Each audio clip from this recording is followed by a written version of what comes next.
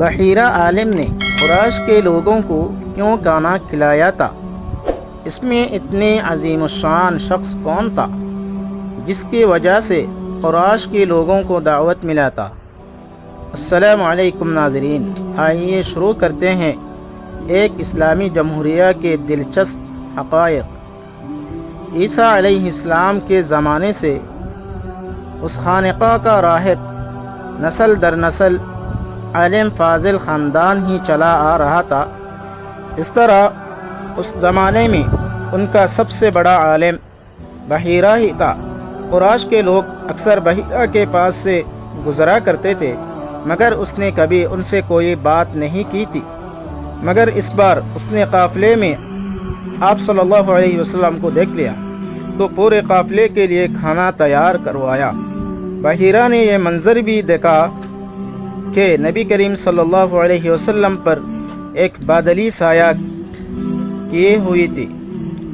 جب یہ قافلہ ایک درخت کے نیچے آ کر ٹھہرا تو اس نے بادلی کی طرف دیکھا، وہ اب اس درخت پر سایہ ڈال رہی تھی اور اس درخت کی شاخیں اس طرف جھک گئی تھی جدھر نبی کریم صلی اللہ علیہ وسلم موجود تھے۔ اس نے دیکھا بہت سی شاخوں نے آپ صلی اللہ علیہ وسلم کے اوپر جمکٹا سا کر لیا تھا۔ اصل میں ہوا یہ تھا، جب نبی کریم صلی اللہ علیہ وسلم اس درخت کے پاس پہنچے تو قافلے کے لوگ پہلے ہی سایہ دار جگہ پر قبضہ کر چکے تھے۔ آپ کے لیے کوئی سایہ دار جگہ نہیں بچی تھی۔ چنانچہ آپ صلی اللہ علیہ وسلم جب دھوپ میں بیٹھے تھے تو شاخوں نے اپنا رخ تبدیل کر لیا اور آپ کے اوپر جمع ہو گئی۔ اس طرح آپ مکمل طور پر سائے میں ہو گئے۔ بحیرہ نے یہ منظر صاف دیکھا تھا۔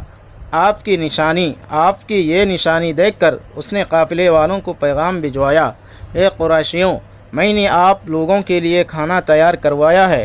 میری خواہش ہے کہ آپ تمام لوگ کھانا کھانے آئیں، یعنی بچے بوڑھے اور غلام سب آئیں۔